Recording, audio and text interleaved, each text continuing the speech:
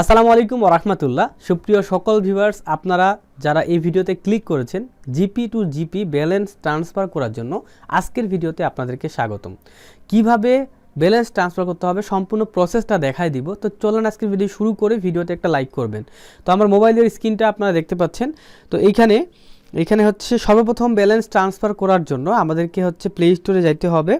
যাওয়ার পর এইখানে হচ্ছে আমাদেরকে মাই জিপি অ্যাপসটাকে ডাউনলোড করতে হবে। আপনি সার্চ করবেন মাই জিপি লিখে সার্চ করবেন এবং এই যে একটা অ্যাপস পাবেন, এই অ্যাপসটাকে ইনস্টল করতে হবে।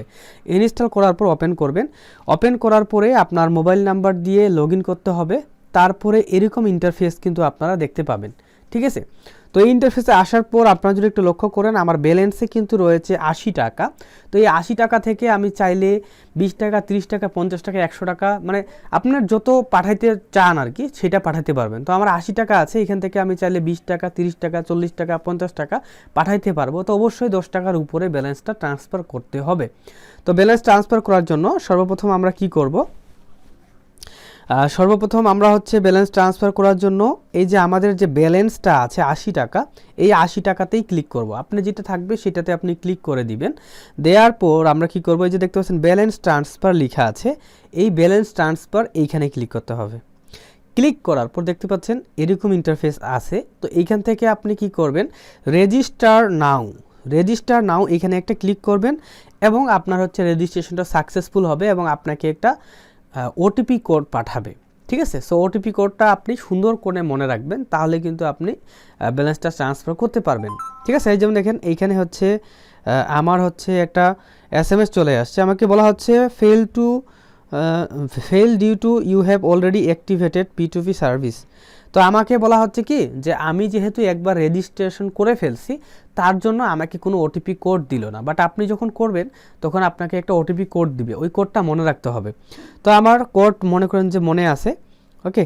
সো আমার কোডটা আমি জানি। সো তখন এই জায়গায় থাকা অবস্থায় আপনি দেখেন উপরে ইন্টার রেসিপিয়েন্ট নাম্বার, এখানে ক্লিক করে আপনি হচ্ছে নাম্বার টাইপ করতে পারবেন। এখান থেকে সুন্দর করে আপনি যেই নাম্বারে পাঠাবেন সেই নাম্বারটা টাইপ করবেন। তো আমি কি করব, এখানে হচ্ছে একটা নাম্বার আমি দিচ্ছি, এই নাম্বারে আমি হচ্ছে টাকাটা পাঠাবো। নিচে দেখতে পাচ্ছেন অ্যামাউন্ট 10 টাকা থেকে 100 টাকা। তো আমি এই নাম্বারে 30 টাকা পাঠিয়ে যাচ্ছি, আমি 30 লিখলাম। তারপর নিচে পিন নাম্বারটা চাচ্ছে। তো পিন নাম্বার কোনটা, আপনার হচ্ছে যেই ওটিপিটা SMS-এ পাঠাবে পিন নাম্বারটা, ওইটা হচ্ছে পিন নাম্বার। সো আমার পিন নাম্বারটা আমি জানি, ওইটা বসাচ্ছি। সো আমার পিন নাম্বারটা আমার বসানো হয়ে গেছে। এখন আমি ট্রান্সফারে ক্লিক করব। ট্রান্সফারে ক্লিক করার সঙ্গে সঙ্গে ট্রানজ্যাকশন সাকসেসফুল দেখতে পাচ্ছেন এবং আমার হাতে যে একটা ফোন দেখতে পাচ্ছেন, এইটাতে কিন্তু আমি ব্যালেন্সটা ট্রান্সফার করেছি, এইটাতে কিন্তু টাকাটা চলে আসছে। তো এইটা আমি এখন আপনাদেরকে এইটার স্ক্রিনটা আপনাদেরকে যদি একটু দেখাই, তো সেই ক্ষেত্রে দেখতে পাচ্ছেন স্ক্রিনে যে এই যে একটা SMS আসছে। তো আমি যদি SMS-এ যাই আপনাদেরকে যদি একটু দেখাই, তাহলে আপনি বুঝতে পারবেন। দেখতে পাচ্ছেন লেখা আছে ইউ হ্যাভ রিসিভ 30 টাকা ফ্রম, আমার নাম্বারটা দেয়া আছে, ওকে। এবং ট্রানজ্যাকশন আইডি এখানে কিন্তু সুন্দর করে কিন্তু দেয়া আছে, ওকে।